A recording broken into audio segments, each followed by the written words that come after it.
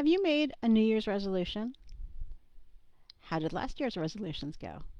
Hey everybody, I am Dawn McGee, your wellness strategist and nutrition evangelist, and it is that time of year where people are either making New Year's resolutions, abandoning New Year's resolutions, rethinking their New Year's resolutions, or just saying, you know what, this year is going to be different. And so that's the camp that I'm in. I want to challenge you to make this year different. Instead of making a resolution, which can also be great, but it can be vague or overwhelming or both.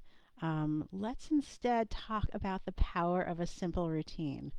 And if, for example, one of your goals for this year is to get healthier and fitter, we'll talk about that because that's my biz. Let's talk about some things you can do in order to make that happen. Number one is make it simple. If you do not have a regular workout habit and you decide that all of a sudden you want to go and work out 5 days a week, you don't have a routine, you may not yet know where you are and how to get where you want to be, so you risk injuries. It's just not a recipe for success. Instead, start where you are. Take on a very simple habit stacking. For example, what you could do is while you're brushing your teeth, do heel raises and squats. You can do that right in the bathroom while you're brushing, right where you are. No special equipment needed, no special anything needed. All you need to do is add it on to your brushing teeth in the morning, and that's what we call habit stacking. You already have a habit of brushing your teeth, right? I hope so. Your dentist hopes so.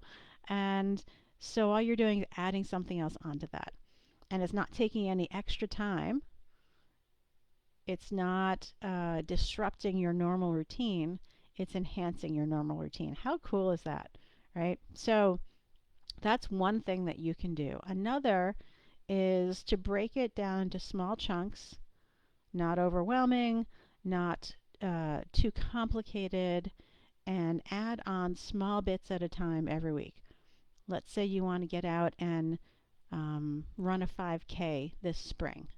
Well, if you haven't been running, depending upon where you are, maybe you have been, you can just pick up and go. I know that I can't for a variety of reasons. You start off with walking, and maybe you are starting to track your step count. So maybe you're getting something like a Fitbit, right? This is my favorite. I've got the Inspire 3. It tracks my steps, it tracks my heart rate, tracks my sleep, and I don't have to do anything extra. I just installed the app and I can check it and see how I'm doing based upon my goal for the day. So you set your goal based upon where you are, and then you can increase it, let's say by 10% a week.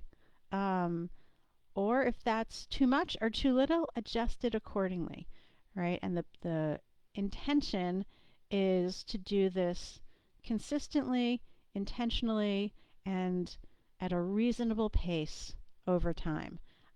Once you are comfortable with the number of steps, you can pick up the pace and you can start to jog. And you'll have to plan that and carve out time in your day, put it into your calendar, make sure that you are warming up and stretching before and after so that you don't risk any injuries. Because really, what do we want to do? We want to be healthy, happy for the long run. We don't want to sell our future in order to do something today. So I hope those were helpful. If you have specific situations that you want to noodle through with me, post those in the comments down below. I'm happy to chat with you. Book a call, and we can talk about how we can get you moving towards those goals that you want for this year. As always, what I hope for you is that you live a life you love without giving up any of the things that bring you joy. Until next week, ciao.